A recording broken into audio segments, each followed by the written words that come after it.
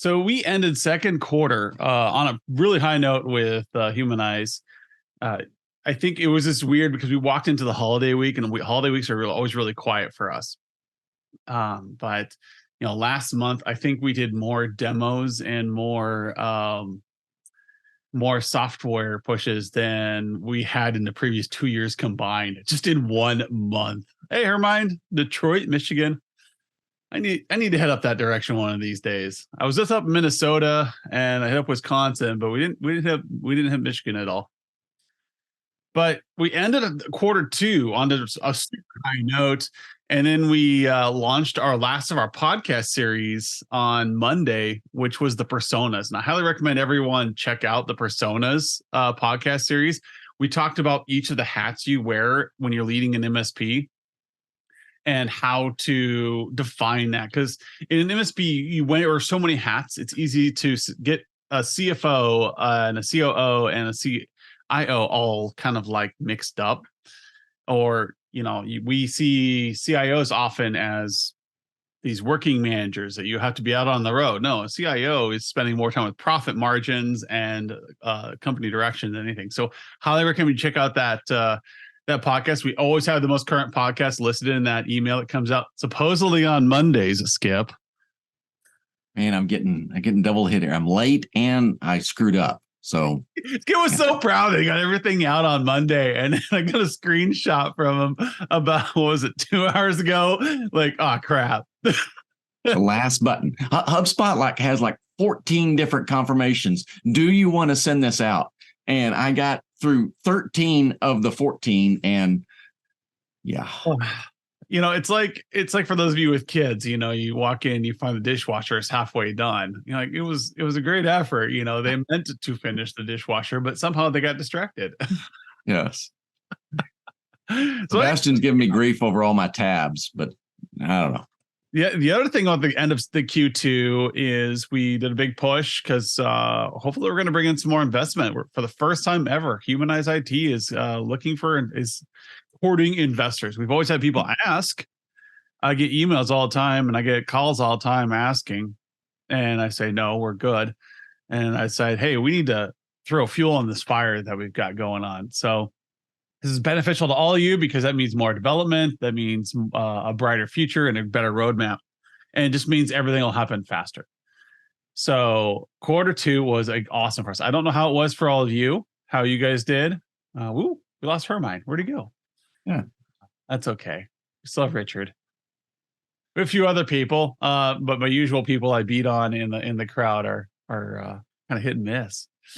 Mike usually joins at 110, so that's my punching bag right there. Oh, that's weird. Yeah, Hermione, it shows that you're not an attendee anymore. Yeah. I'm looking at the list of people in this event, and there's no Hermione. But you can chat. that makes a lot of sense because sometimes it looks like there's only 2 people in here, but we see there's 10 people attending, or 20 people. And it's just weird, the numbers. So when we have a webinar, we'll have 300 people attending, and we can only see a small subset of the chat. So we're getting there. Yeah. Anyways, so now we're in the third quarter, and what third quarter is, we've always divided up the year into 4 quarters that are dedicated to a pillar we have. So first quarter is focused on your architecture and how you're deploying. Second quarter is service delivery. So once you define what your client has and what they don't have, what the gaps are, how are you going to serve them better? Third quarter is probably the most strategically planned of all of them because October is Cybersecurity Awareness Month. So you want to spend third quarter and focusing on security and delivery for your clients so that when October comes around, you can take advantage of all that marketing that is out there. Yeah. And that's the great thing about October is, all your vendors are going to be doing a bunch of work for you. I know Cisco's always come out with some sort of snazzy video. There's just going to be plenty of things for you to capitalize on with the new features that we have in the Personas now. You can actually stick some of those really snazzy marketing stuff right in there. So we'll definitely be looking forward to doing that. But it's a kind of a football kind of thing, right? We know that that's where we need to be in October. So let's make the long pass that we connect with in October, but we've got to, start setting that up and getting that ready now, or we're really going to be scrambling at the last minute. And if you haven't picked up on it yet, this year, cybersecurity, like every year, cybersecurity kind of puts a fear of God into people. That's how they sell. But this year is a bit unique with ChatGPT and natural language AIs being all the hot topic, especially in small business and corporate world and all the products launching. This is the next level of cybersecurity, people. So this fall, there's going to be a huge push in cybersecurity insurance. If you guys have not been hit upon that at your conferences, or at the other webinars for other vendors, that is the big push, is cybersecurity insurance right now. And how does your MSP play into that? Well, these small businesses need somebody to help them write up the policies, how to audit and answer the questions that are on them. And that's where you come in. You got to be ready to deliver that or resell it yourself. Is anybody on here selling cybersecurity insurance right now? I just say it in the chat. I don't want to hear from you, but anyways, it's the idea is that you need to have these protections against the things you don't know about. And it's going to be huge this fall. I wouldn't be surprised if we don't see cybersecurity insurance becoming a requirement for most fields, that you have to have X dollars, just like liability insurance is required for all businesses in the United States. I wouldn't be surprised if here shortly we're going to see legislation come through that you need to have cyber insurance in order to do business, in order to maintain good business. So be ready for that. And you can do that by using our, Paul says no, but we help clients fill it out their forms and use it to discuss our stack. Yes. That should be something that is billable time. If you create a CISO persona, you can create that around the cybersecurity insurance questions. That's a pro tip I have for you guys. If you have a client who has cybersecurity insurance, they know they're checkboxing it, but you're going to take it one more step. And you're like, hey, look, stuff is actually important. Now they're trying to just do the liability checklist, but here, let me translate that into a persona so we can keep on top of that year over year. And we can kind of know what's going to be there. Even scan in the cybersecurity insurance policy and put it into one of our content widgets, so it's stacked in there on the CISO dashboard. Yeah. That when you go in and you have that 10 minutes to talk on third quarter, your Q3 QBR has a cybersecurity, 15-minute section to it where we review, make sure they know what's covered, and hey, do you need to start practicing tabletops? Do you need to do pen tests? What is it that you need to do to keep on top of that policy? These are things that you can bill for. This is your foot in the door for your cybersecurity insurance. And there's several great things there that you can highlight to really grab, your client's attention and, move them to a better spot and show your value. So with cybersecurity insurance, there's several breakpoints in there. And always across all of them, one of the big ones is, do you say you do these things and, sign a document that says, yes, we do them, or do you go the next step and says, yes, we've done these things, and here is our audit to do that. All right. And with that, you typically get some sort of discount, so an audited one is going to be a little bit cheaper than someone who just attests to it. And you can put those as projects on your roadmap. And so if you've got a client who maybe, they had a big price bump in their cyber insurance this year, and they're really complaining about that, right? Well, then you can put that as a project out there and, get some money back on the insurance policy or lower that price insurance. And you line those up. So the client asks, why are you making me go through this audit, or why do we have to do this top exercise or whatever? You've clearly lined it up that, hey, if you do this, it's going to help your business out. It's going to save you money or get you better coverage or whatever the value is, and really line those up rather than using the, hey, it's insurance, we just have to do these things and endure it sort of stuff. So keep the business objective here for them, because, that is going to make your job a lot easier. Yeah, one of the things that'll help you as well is have my 3 bullet points in the community update. The first is, what is risk? And so with your client, they see cybersecurity, they see it as this kind of like nebulous thing. They know it has something to do with the internet and people attacking their computers. And it's up to you as a technology provider to translate into more human speak. Like, what is cybersecurity and why is it a risk identifier? And so, people are like, well, I have nothing on my computers. Well, there's still risk there. You still have to think it through, and you have to say, what is the risk? So for instance, if you've got, like, I grew up in Western Nebraska, right? So you say a risk is everybody should lock their front doors. Well, not necessarily in Western Nebraska, because the risk of somebody breaking into my house, especially when it's one of these abandoned farm homes that I'm using to let cattle winter in, pretty low. Yeah. Even if somebody does break in, what are they going to get? They're going to put a bunch of crap and a really awful sense of smell, because it happens. These abandoned one story houses where people just used to like let the cattle in, or they store food in or hay in it. Okay, fine. What are you going to do? Those are cowboy frisbees. And or in Western Nebraska and Texas, it's probably the same way. You got to watch whose door you walk into. Some people might leave their doors cracked open just in case they can entice somebody to come in. In our part of the world, it's not, do you have a gun? It's how many guns do you have? Yeah. So what is risk? And so you have to think like, oh, all doors should be locked. Not necessarily. The risk in certain areas is lower than others. Now, downtown Detroit, you lock your door. Downtown Kansas City, probably want to lock your door. Cities, Omaha, you want to lock your doors because of higher risk. There's a higher amount of traffic going by our doors. Wyoming, rural, probably not very many people going to walk by your door. You have to plan, and you have to find the place. So leaving your door unlocked is a common thing. And so risk, when it comes to cybersecurity, you got to think, in the company, what are the risks that they need to mitigate? Where is their attack vector? These things, your client does not. No. So the first thing we do a lot of times in cybersecurity, because Adam Walter was a director of security, right? CISO, all the nerdiness, and you have to identify where are the crown jewels. Where the crown jewels are. If you don't know where your client's crown jewels are, you're missing out on a lot of opportunities. Because what happens is they say, okay, what do you have? What do you guys sell? Like maybe they sell dog food. Okay, well, in that case, where's your client list? Where's your street addresses, phone numbers, your CRM?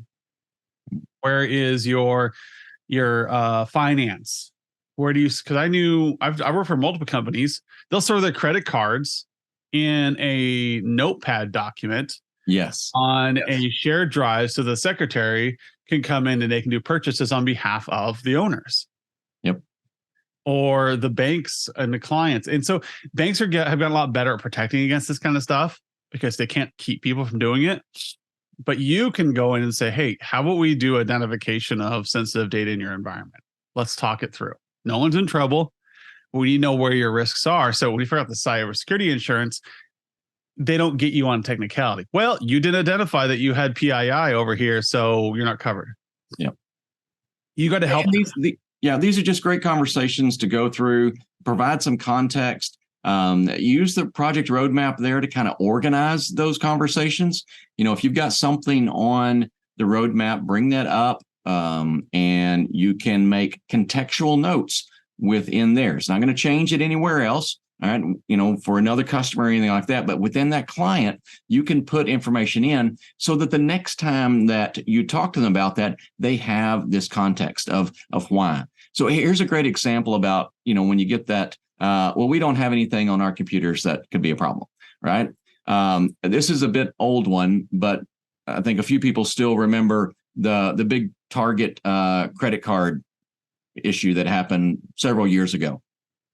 And, it was one of at the time, and I think still, it ranks pretty high as one of the largest releases of or compromised credit card information in modern, transactional history. Now, if you dig into that, the vulnerability wasn't necessarily Target, in their core systems, but it was a HVAC company that had remote access to some air handlers or something. And they, the attackers were able to compromise the HVAC company, which in turn they leapfrogged into target, and, chaos assumes. So, it's a bit of the FUD conversation, and I hate having those, but sometimes this provides us context. If one of your customers is the little HVAC shop that's just taking care of air conditioners going, hey, why do I need to do this? You can say, hey, you got that one big contract, and you don't want to be the guy who's mentioned in the newspaper that you're the reason why X number of dollars were lost or whatever. And putting that context really helps with your customers. Putting that context is, like I've changed people's minds in my businesses as a CISO by saying the newspaper. And I've got your documentation in here that you accepted this risk and said there's no big issue. Or would you like to spend the next, 2 hours talking about how we mitigate this? If you think that it won't happen, then you have no problem accepting it. And so talking about risk isn't about putting fear into your clients. Talking about risk is all about contextualizing, as Skip said, why they should care. And this is also why you should run zero trust models. Don't trust anything. Even on your own network, don't trust anything. And one of the biggest mistakes MSPs make when assessing clients is you tend to look at the devices and think that's enough. Okay, I've got zero trust. I'm looking at devices. That's enough. That's not enough. You have to start thinking contextually, like, what's the bigger fear to a organization? A credit card leak, or what was the name of that company about 5 years ago? It was Have a Private Affair. So you can log on this website. Oh, yeah. Kind of like Tinder for married. Bad idea. Yeah. Awful thing. Anyway, The whole thing was their entire database leaked. Mm-hmm. Now, let's talk about compromise for a second. Which one is going to cause more damage to your company? The whatever porn thing or the credit card leak? Now, one of them is a financial risk and understandable. The other one is embarrassing, and that's where espionage happens. Mm-hmm. This is how risk analysis works. And this is how they get you. I watched an FBI agent talk through corporate espionage and the threat of it and why it works. You look for people who have really bad credit, and you offer them the solution to all their problems, $50,000. Yeah. And this happens. All you have to do is dump out this database and fly to India and hand it to this person. That's all you got to do. And we will make all your financial problems go away. Look for people who are having affairs, threaten to leak. Like these things, this is corporate risk, people. This is how corporate espionage works. Smaller businesses tend to be a little less risk because they're like Wyoming, right? But they're still there. There's just different risks. But it's all about identifying. There's a lot of money flowing through there. In a small business environment, there's a lot of resource flowing through there. They could be the HVAC company that gets compromised and takes down a target. Now, you take down a target because you were doing business and you were supplying them with dog food. You're not just blackmailed. Now their corporate lawyers are after you. Yeah. They're looking for someone to blame. No one wants that. Yes. They're not going to say, oh, no harm, no foul. No, they're looking for blame here, people. Yes. Yep. And so when we tell the HVAC story, that was like 10 years ago, people. But we still tell that story as the poster child. But no one ever talks about what happened to that HVAC company. Yeah. Well, these are the small businesses that get affected by risk. So even in the small businesses, you got to contextualize the risk management, and that's on you guys, because they'll say, well, we didn't know. And then they can say, oh, well, that's plausible deniability. I'm good. We didn't know what we didn't know, so it's not our fault. No, you didn't do your due diligence. So when you talk to a client about risk, you say, you need to do your due diligence. And that means going through and identifying what potentially could happen, how we can mitigate it reasonably, and help your clients feel secure. So if you're a dog food sales company, how are you making sure that people feel safe with the upstream? like who you're selling to, that your supply chain is going to be stable, that what you're giving to them is good. All sorts of different risks in a company, but you have to have that conversation with the owner of the company. And the biggest mistake that MSPs make is they don't talk to the client about what is important to them. Yes. Don't assume you know. What? Don't assume that you know. In a classic example of that many of you heard me talk about is the two banks that I was working with a few years ago. They're bigger but very geographically focused banks, similar size. We're going through their annual FFIEC audits. I'm kind of on board as their virtual CIO, so I'm intimately involved in all of these elements. And one bank takes a set of controls and just goes all the way with it. They want to be at the top tier, the top maturity level in that ranking, because that area matches their target business. Now, the other bank, again, very similar, they take those controls and they go, nah, we're not really, our board's not interested in that. If we get, kind of a ding on that, our board's not going to be upset because our target customers don't fall within that. It had to do around mobile apps. One wanted to be really hip, millennial focused, and the other was, catering to farmers and ranchers, right? So, those guys aren't on their phones much. And it defined what in the broad spectrum, what was the same requirements for both banks, but how two very similar but distinct organizations focused on those risks very separately, very differently. So understand what's important to your customers. Yeah. And we even being a security minds, we went through a SOC 2 and uncovered a bunch of things. And I feel a lot better about our security posture now that we've been through the SOC 2. And that is just, it's just this lens to look at things. So when somebody says you had an exploitation, you had a breakdown, and the cybersecurity firm can say, well, you did your due diligence, you did your best. Now let us pick up the rest. And helping your client identify good cybersecurity firms versus ones that aren't really going to pick up the buck. These are risks that you need to take care of. Sometimes it's a PR risk. So cybersecurity is a lot of PR. And who's going to pick up the bill to do a campaign to help your customers have confidence in you again? Who's going to pick up the bill to have a pen test done and make sure that you're secure and do the cleanup? So when a cyber event happens, there's a whole spaghetti monster that comes out, and your client is going to incur a ton of costs that they would not have known about before. That PR, doing a marketing campaign to get consumer confidence back, doing the cleanup and making sure the environment is clean, and torching the devices that just can't be trusted anymore.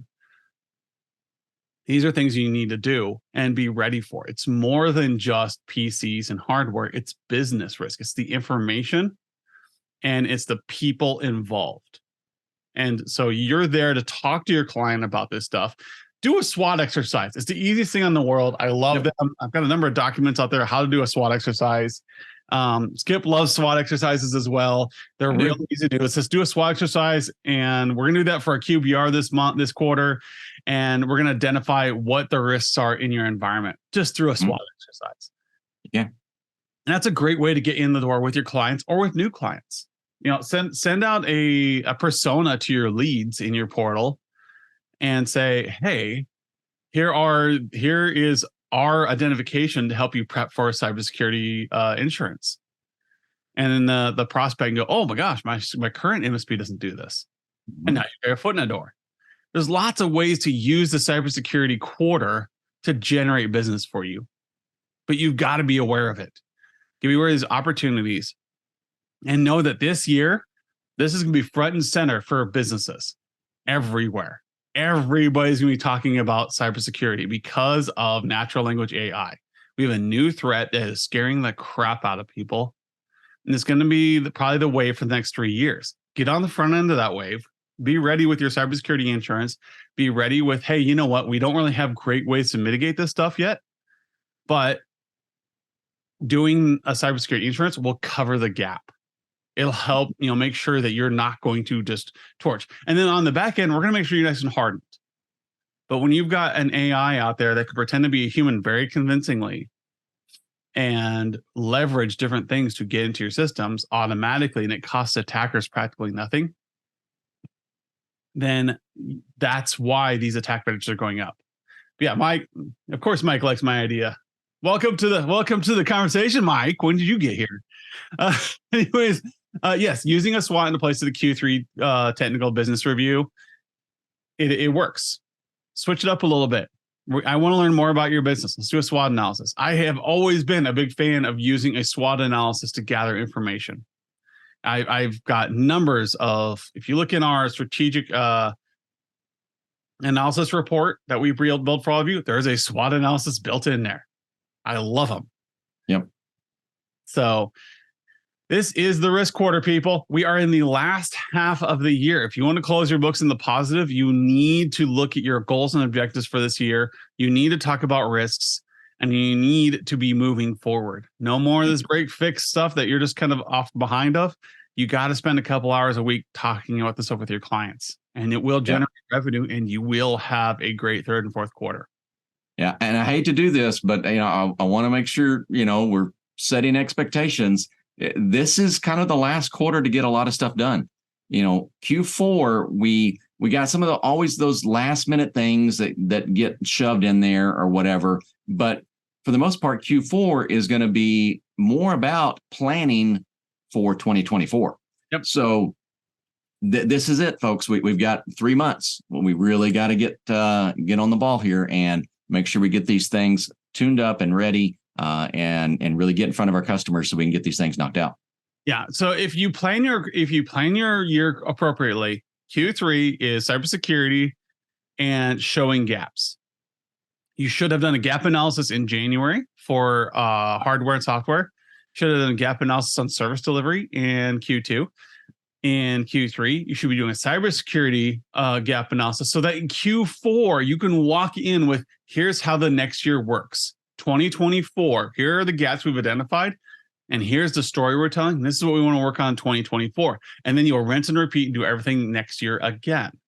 And you want to keep it simple like this so your clients can have that buy-in and understand how we got here. Like, hey, we've done three gap analysis. We're truing up now in fourth quarter.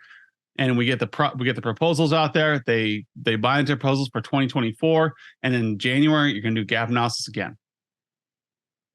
So this way you always have a routine for generating revenue, and always have a way to keep on top of your QBRs and what's going on, because you always have something to talk about that is relevant to your client and is in context with what they care about. All right. With that, I appreciate everybody coming. Again, next week, we'll be talking more about security, more about risk, and how to deliver analysis to your client. Probably a little bit about how to develop a persona to deliver to your leads and to your current clients. Thank you, everyone. We'll talk to you later. Thanks, y'all. See you later.